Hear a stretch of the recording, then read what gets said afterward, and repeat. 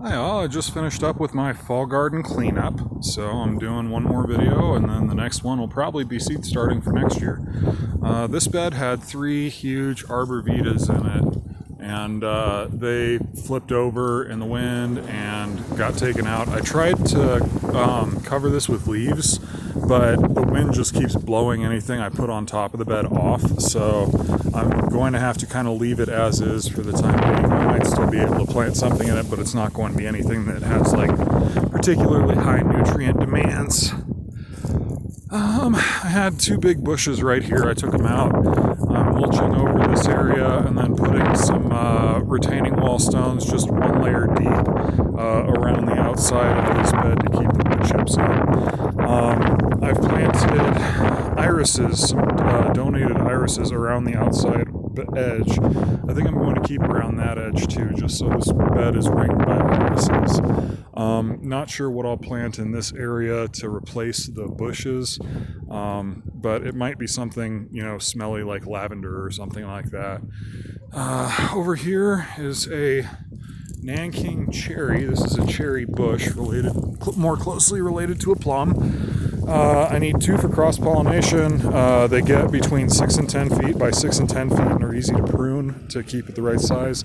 Planting another one right here, and I'm going to have a hedge of cherry bush in that front yard area. I haven't done anything in the rest of the front yard yet. That's going to be next year's project probably. I'm not going to try and do anything with this in the winter. So there's really one more good sized bed, two if you count the upper part, for me to develop, and then this property will be all garden. This was the sunchoke patch. I'm going to be dividing the sunchokes in the spring and coming along here. I still need to chop up this log. This is the last one I haven't chopped up out of those huge piles that were sitting there, but so this will all be sunchoke. Right here, there was a big bush right here that was overgrown and growing into the blocking the entry to the backyard, so took that out. This is probably going to be chamomile in this bed. I need to fill it with soil, but that'll be doable. A lot of changes back here.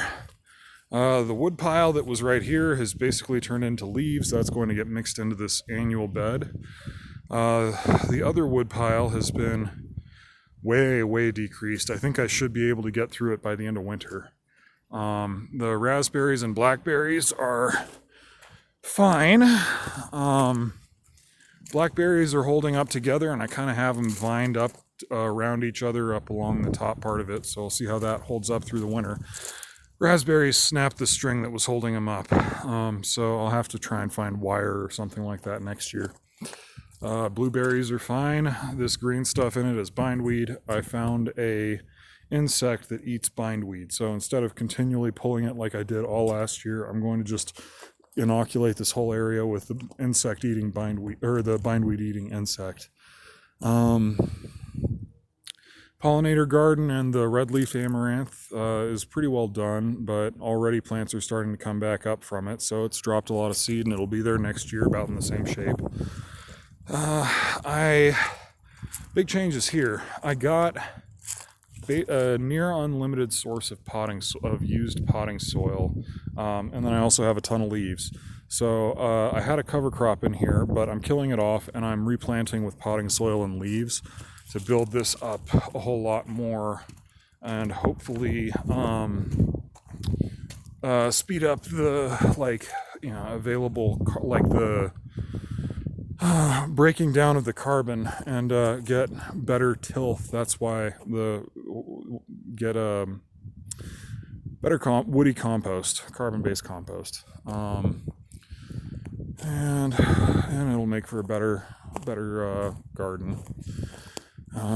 This is a pile of slash waste and some compost from the compost bed over there that I took out, but this is all of the leftover material after I rotted down weeds, plus rosebush I took out, plus odds and ends, plants I cut back, bushes I cut back. It's just in this big pile. I'm going to keep throwing kitchen scraps in here over the next year, I think. And this will be the compost pile, but it's going to get a lot smaller. as it breaks down, there's a whole lot of air in it right now. But so for now, this will be the future compost pile and eventually a large, another large annual bed. That's about it. I don't have a whole lot more. It was a lot of work for what looks like not a lot, but I'm cleaned up and I'm ready for next year. And next time I put up one of these videos, it's going to be seed starting. So I'll see y'all in the new year. Take care.